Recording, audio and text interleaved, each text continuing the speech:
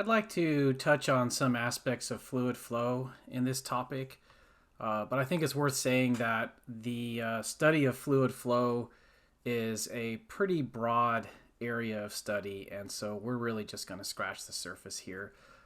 In the key concept slide, I've identified two categories of flow: laminar flow and turbulent flow, so we're going to look at those.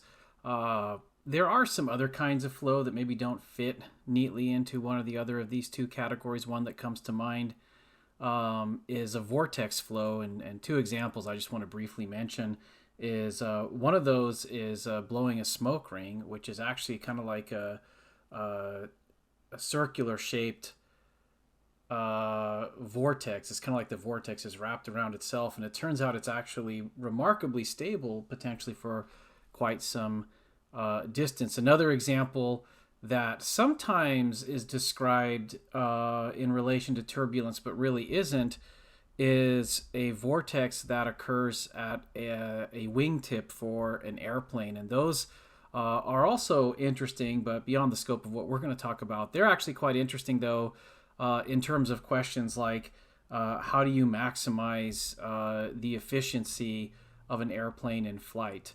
But those are more exotic examples, so we won't be delving into those as much. The third thing that's listed here on the key concept slide is called the continuity equation.